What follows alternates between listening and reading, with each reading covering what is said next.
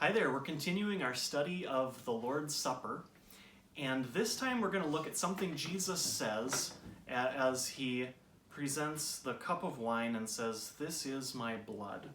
I'm looking right now at 1 Corinthians chapter 11, verse 25. It says, "In the same way after supper he, Jesus, took the cup, saying, 'This cup is the new covenant in my blood. Do this whenever you drink it in remembrance of me.'"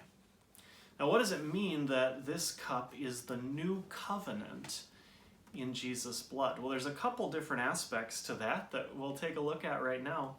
First of all, God talks a lot about covenants, that they're promises that he makes or agreements that he makes in the Old Testament. The Bible talks about an old covenant. We think about the time when Moses went up Mount Sinai to get the 10 Commandments.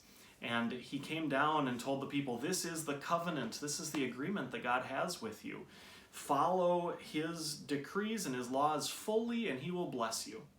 And if you don't, there'll be punishment." It was a two-sided covenant. Each group had something to fulfill. God's people were to keep the law. God said he would bless them.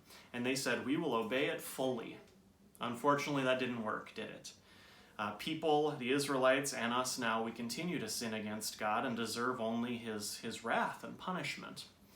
But God also promised a new covenant that didn't require anything from the people, but it was just God making a promise to bless his people.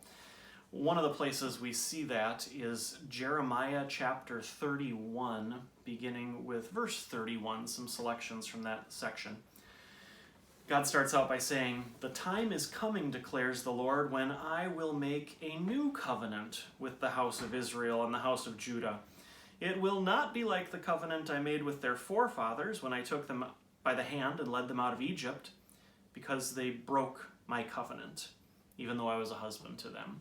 That old covenant was broken. They couldn't keep that. We can't keep that. But God makes another promise. He says, "This is the covenant I will make with the house of Israel after that time, declares the Lord. I will put my law in their minds and I will write it on their hearts. I will be their God and they will be my people. I will make a promise to them that I'll be their God." And then he sums it up at the end of verse 34, the essence of what the new covenant is.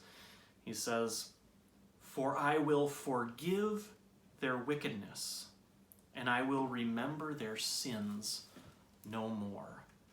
The essence of the new covenant, this promise from God, is the forgiveness of sins, that we couldn't handle keeping our end of the bargain in a two-sided covenant, a two-sided promise.